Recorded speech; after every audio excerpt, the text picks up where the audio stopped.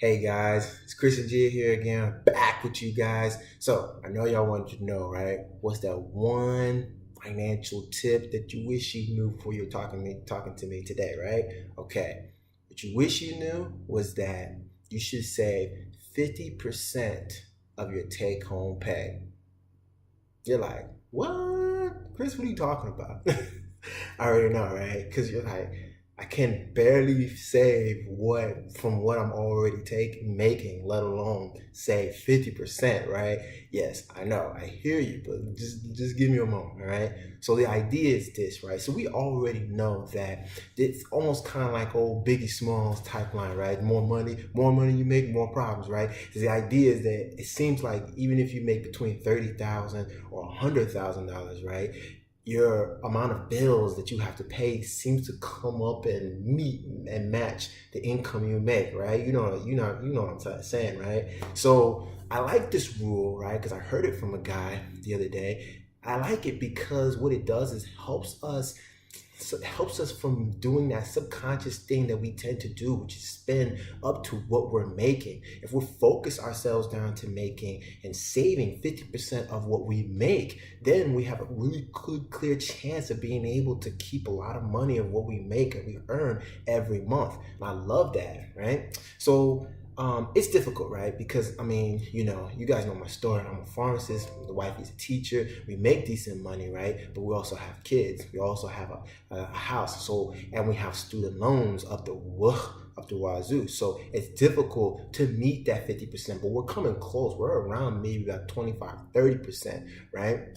So well, here's what I wanted to show you guys. So here's a copy of our budget, right? This is the budget we started around March of this year, right? And so this is a good way to start is by pretty much doing what we do. Now, I like using pen and paper. You can use whatever you like to use as your resource, but I use pen and paper because I like writing it down. And me and the wife, we put down all our bills and every single thing that we have to write, that we have to pay for each and every month. And we do it together and we pay for it. And then we put down how much we make and we go from there. Now, the idea is to really just go through this list, right? And figure out what are the key things that you can help cut back on. For us, one of the biggest things was that, I wish that were more diligent in our house buying process, right? We went out there and was like, oh, we want the biggest house ever. And now I'm looking at our mortgage and I'm like, it's so painful, right? It takes up a huge amount of what we make monthly. And so that's something that I encourage you guys to do is to, if I could take it all back, I would definitely not bought the biggest house on the lot, and I definitely would have saved a lot more. If you can save 20%, that you can put down, I mean, that's huge. And if you can really buy the house cash, that's even better, right? And just live in an apartment. Now, maybe if you're in an apartment right now, maybe you can cut back by moving somewhere else that's cheaper, or maybe you move from the house that you're at. Those are discussions you would have to have with your family. Obviously, that's what me and the wife would have to discuss. But we've made up for that in other areas. So we still have the student loans we're paying, which takes up a huge amount of our monthly bills and keeps us at that 25-30% mark. But we've been able to save a lot in the utilities, be conservative, electricity, water, and gas, things like that. We've been able to find ways to conserve on cable, internet, and security. We pay about $120 something a month for all three. That's not bad. Between the both of us on our cell phones, we pay $70 a month, right? So that's not bad. So it's really just about